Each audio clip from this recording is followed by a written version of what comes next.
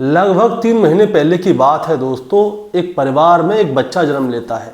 अब जैसे ही बाप को पता चलती है कि उसके घर में लड़का पैदा हुआ है तो वो बहुत ज़्यादा खुश होता है और वो अपने बेटे को देखने के लिए तरस रहा होता है कि कब उसकी पत्नी और बच्चे से मिलने का उसे मौका मिले।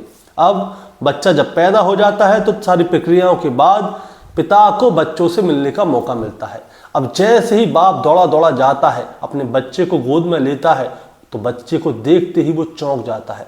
दरअसल दोस्तों, जो उसका बच्चा था वो बहुत गोरा और सुंदर था और बाप बहुत ही ज़्यादा काला और सांवला था। अब जैसे ही उसने अपने बच्चे को देखा तो वो चौंक गया कि माँ और बाप दोनों काले हैं और बच्चा गोरा है, और उस बच्चे से पहले भी एक बच्चा हुआ था, वो भी गोरा है।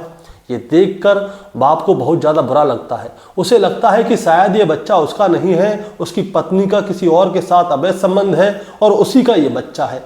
अब बाप को बहुत ज़्यादा गुस्सा आती है। बाप रोजाना अपनी पत्नी से लड़ता था, झगड़ता था और 3 महीने तक अपने पत्नी का पीछा करता है कि ये पता लगाने के लिए कि आखिर उसकी पत्नी का किसके साथ अवैध संबंध है, लेकिन वो पता नहीं लगा पाता। लेकिन एक रात क्या होता है दोस्तों, ये बाप चाकू लेकर जाता है अपनी पत्नी के पास और उसके शरीर को चाकू से गोद डालता है और उसे इतनी गुस्सा आती है कि जो उसकी पत्नी का प्राइवेट पार्ट था उस चाकू को लेकर उसके प्राइवेट पार्ट में बार बार गोदने लगता है और तब तक गोदने लगता है जब तक कि उसकी पत्नी की मौत नहीं हो जाती।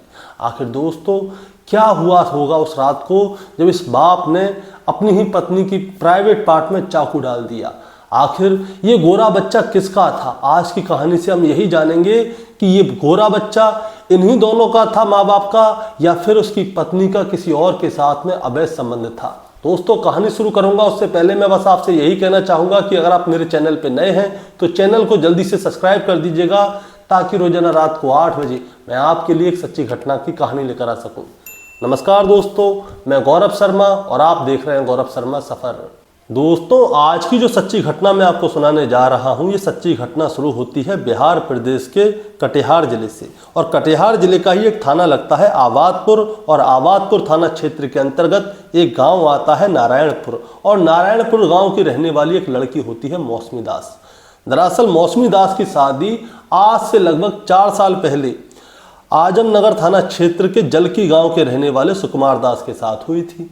अब शादी के बाद सब कुछ ठीक चल रहा था और शादी के बाद ही आज से लगभग 2.5-3 साल पहले की बात है, इनका एक बच्चा होता है जो कि लड़का होता है।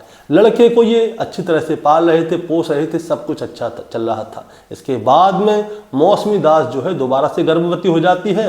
आज से लगभग 3 महीने पहले की बात है। मौसमी दास एक लड़के को जन्म देती है। लड़का देखने में बहुत सुंदर था, खूबसूरत था, गोरा चिट्टा था। अब जैसे ही उसका पति सुकुमार दास अपने बच्चे को देखने के लिए जाता है तो बच्चे को देखकर वो चौंक जाता है, क्योंकि बच्चा बहुत ज़्यादा गोरा होता है। अब वो कहता है कि मैं काला, मेरी पत्नी काली, और इससे पहले जो 2 साल पहले जो बच्चा पैदा हुआ था वो भी काला था, लेकिन ये बच्चा गोरा कैसे हो गया? तो डॉक्टर कहते हैं कि ऐसा होता है, कभी कभी माता पिता काले हो जाते हैं तो बच्चा गोरा भी हो जाता है। किन्हीं किन्हीं जो माता पिता जो होते हैं ठिगने होते हैं उनके बच्चे लंबे भी होते हैं, तो इसमें कोई सोचने वाली बात नहीं है, बच्चा तुम्हारा ही, सब कुछ ठीक है। अब सुकुमार क्या है, अपनी पत्नी और बच्चे को लेकर घर आ जाता है। वो बहुत ज़्यादा खुश होता है और वो मोहल्ले में मिठाई बांटता है कि उसके घर में लड़का हुआ है।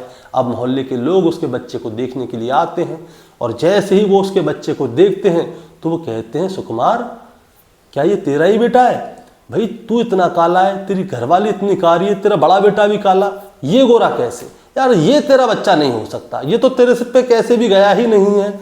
सुकुमार को बहुत ज़्यादा बुरा लगता है। वो बच्चे को लेके कभी भी गांव में जाता था तो अड़ोसी पड़ोसी भी उससे यही कहते, सुकुमार ये भाई तेरा बच्चा नहीं है, ये जरूर किसी और का बच्चा है, क्योंकि तू तो काला है, तेरे बच्चा गोरा कैसे हो सकता है? सुकुमार को ये वाली बात बहुत ज़्यादा बुरी लगती थी। वो कभी यार दोस्तों के पास जाके बैठता था तो उसके यार दोस्त भी उसकी हंसी उड़ाते थे कि बताओ इसके घर में पता नहीं किसका बच्चा पैदा हो गया है, ये तो काम पे चला जाता होगा, भाभी कहीं और चली जाती होगी, वहीं से बच्चा आया है। सुकुमार को ये सारी बातें बहुत ज़्यादा बुरी लगती थी, इसीलिए वो अपनी पत्नी मौसमी दास के पास जाता है और उससे पूछता है कि बताओ ये बच्चा किसका है? अगर तुम्हारा किसी और के साथ में अवैध संबंध है तो तुम मुझे बता दो, मैं तुमसे कुछ नहीं कहूँगा, तुम उसके साथ चली जाओ। लेकिन मौसमी दास साफ कहती है कि मेरा किसी के साथ भी अवैध संबंध नहीं है, ये बच्चा आपका ही है। इसी चीज़ को लेकर मौसमी और सुकुमार में आए दिन झगड़ा होता था, लड़ाई होती थी। इसीलिए सुकुमार क्या करता है, मौसमी पर नज़र रखना शुरू कर देता है कि मौसमी कहाँ आ रही है, कहाँ जा रही है। लेकिन दोस्तों, मौसमी का पीछा करते करते उसको कोई भी हल नहीं मिलता। उसे किसी के ऊपर भी कोई ये नहीं होता कि मौसमी का इसके साथ अवैध संबंध है। महीना बीत जाता है, 2 महीने बीत जाते हैं। इसीलिए सुकुमार क्या करता है, ऐसे तो पता नहीं चल रही, क्यों ना मौसमी को जाके घर पे जाके पीटूं, तब जाके पता चलेगी। वो घर जाता है, मौसमी को पकड़ता है, बुरी तरह से मारता पीटता है और फिर उससे पूछता है कि बता ये बच्चा किसका है, ये मेरा बच्चा नहीं है। सारे गांव में मेरी नाक कटा के रख दिए तूने, सब लोग हंसी उड़ाते हैं, पता नहीं किसका बच्चे को लेके घूमता है। मौसमी साहब कहती है कि ये बच्चा आप ही का है, मेरा किसी के साथ कोई भी लेना देना नहीं है। लेकिन सुकुमार मानता नहीं है। इसीलिए क्या होता है, मौसमी घर पे पिट पिटा के रो रू के सीधे अपने मायके चली जाती है, अपने 3 महीने के बच्चे को लेके। जो 2.5 साल का बच्चा था उसे घर पे ही छोड़ देती है और इसके बाद वो सीधे नारायणपुर गांव अपनी माँ के घर चली जाती है। उसके परिवार में उसके पिता और उसकी दादी रहते थे। मौसमी घर पे जाके सारी बात बताती है कि ऐसे ऐसे करके ये बच्चा गोरा हो गया है, तो मेरे साथ मार पिटाई करता है। तो उसका बाप कहता है कि बेटा कोई बात नहीं, अभी तू थोड़े दिन यहीं पे रुक, बच्चे को पाल, मैं तेरे पति से बात कर लूँगा। इसके बाद मौसमी जो है अपनी माँ के घर पे रहने लगती है। अब जो सुकुमार है उसे बार बार फ़ोन भी करता था, लेकिन मौसमी से लड़ता झगड़ता ही था। इसके बाद में क्या होता है, 20 नवंबर 2025 की बात है।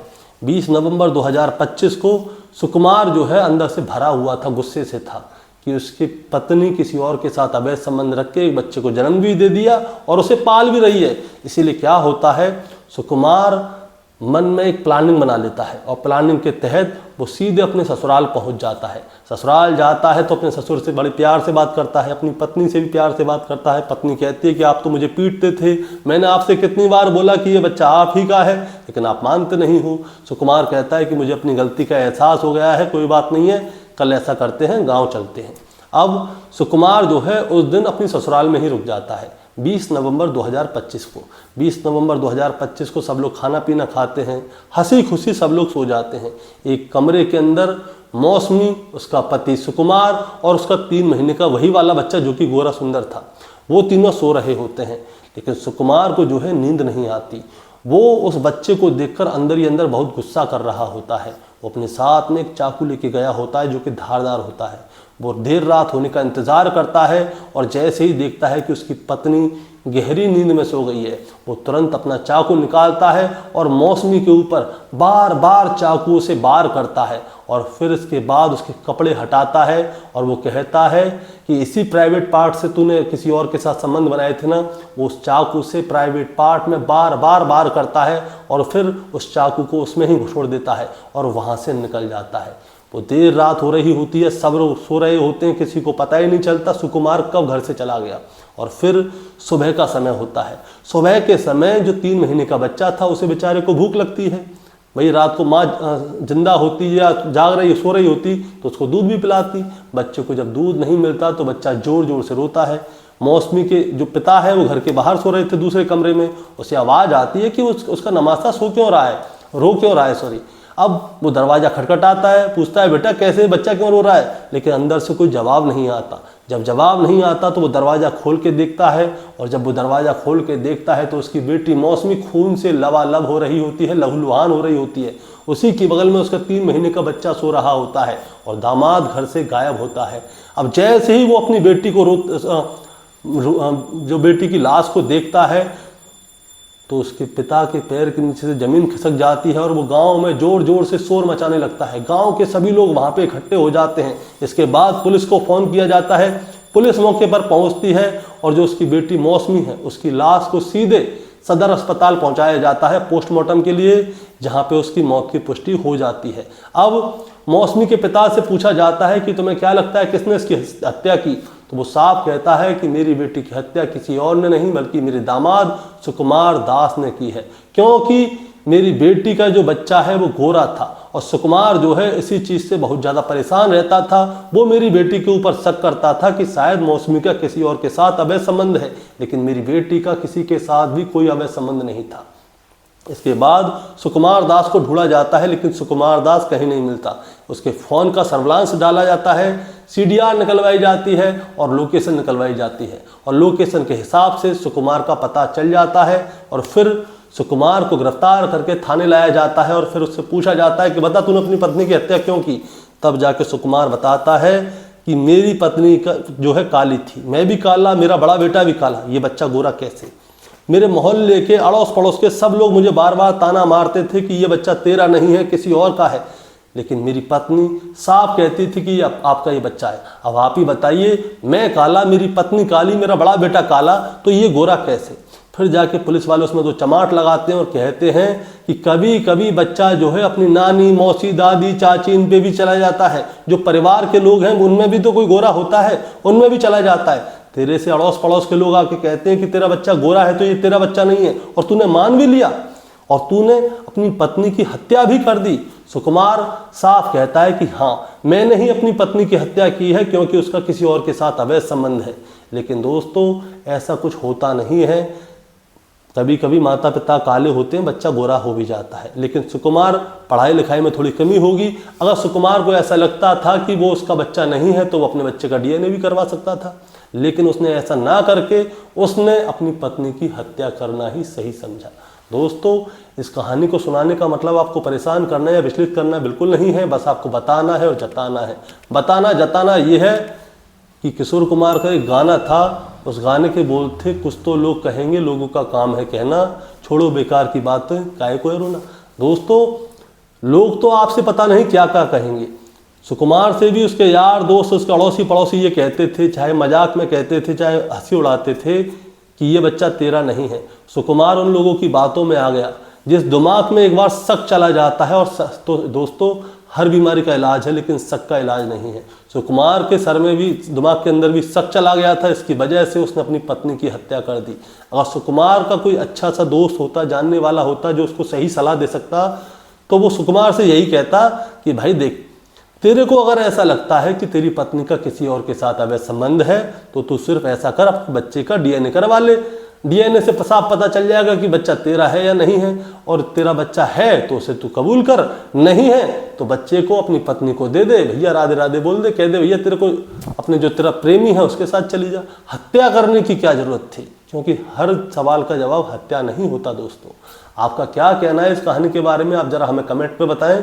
चैनल पे नए हैं तो सब्सक्राइब करके जाएं, ताकि रोजाना रात को 8 बजे मैं आपके लिए एक सच्ची घटना की कहानी लेकर आ सकूं। नमस्कार।